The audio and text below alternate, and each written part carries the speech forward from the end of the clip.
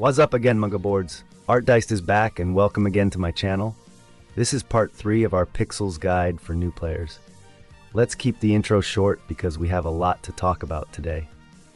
Before moving on with the guide, let's check out the latest news in Pixels. The devs dropped an update today. They're implementing the user-specific pools and task board algorithm update. Comment down below if you're already feeling the effects of this update, especially for the VIP players. That's it for the update. Now let's continue with the guide. On our previous video, we've already presented our Tier 1 strategy for VIP and F2P. Now we're set for Tier 2. This time, your next skill priority will shift to cooking. Your target will be level 26. Leveling the cooking skill is actually not hard, but it's rather... How do I say this? Inconvenient is probably the right word, since there are no bulk crafting in the cooking menu, meaning you have to cook everything one by one. But anyways, we need to persevere to achieve our goal. Again, if there are other resources or strategies that might be more effective than this, please do share them in the comments below. Here's the table for our Tier 2 strategy. So we're still going to use Strat crop for planting. The quantity to plant is still up to you, depending on the available energy items or coins you have. This is just an example on what it looks like when you rotate your Strat crop, cook it into Strat pie, consume for energy, then back to planting. This rotation gradually increases the quantity of crops you can plant, Strat pies you can cook, and energy you consume. But also, the coin expenses is increasing, so what do we do to negate the coin loss? We can continue increasing our coin while waiting for our Strat crop to grow by cooking and crafting wines, since this require no energy, and the materials we can just buy in the market, given you have enough coins to do so. Here is an example of how much XP and profit you can gain upon crafting 400 Strat pies. I would suggest to choose cooking instead of winemaking for this part, since we're focusing more on leveling our cooking skill. Always check the market for profitable crafting items, or if there's a certain skill you want to level up. Losing a bit of coin or breaking even is still good in terms of gaining XP. After our buy, craft, and sell method, we can now harvest our Strats in time to cook them into Strat pies to consume for energy, so we can plant the next batch of Strats, rinse, and repeat. If you reach around 138 Strat pies, it's up you to transition into planting water mints to craft 1 case of water mint whiskey. You can either save your whiskey for future use, or you can sell them for profit. Do this rotation until you reach level 32 farming and level 26 cooking. Investing on a grill is optional, but I highly recommend that you purchase one in the market or craft one yourself and place it in your spec. This can be a good investment for Chapter 2. Plus, there are crafting items that has some good earning potential.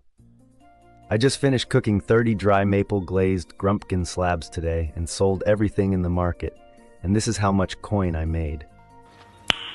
Nice. Depending on the market price, you can easily ROI after crafting around 80 to 95 pieces of dry maple glazed grumpkin slabs. Now we're done with Tier 2, let's move forward to Tier 3. If you have questions for Tier 2, please write them down in the description, and I will try my best to answer them as soon as possible. Reaching Tier 3 is easy, as long as you have coins.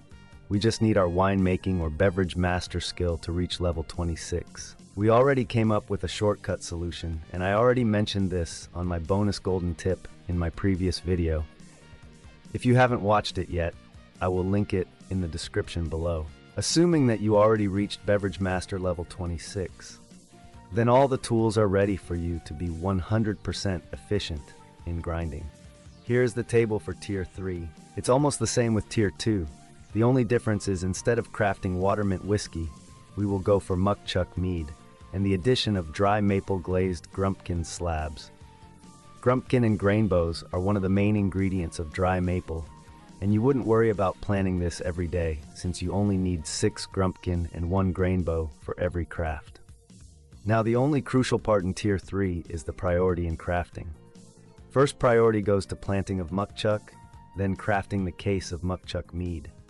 Mukchuk alone grows in 1 hour, but a case of mead will take around 7 hours to complete.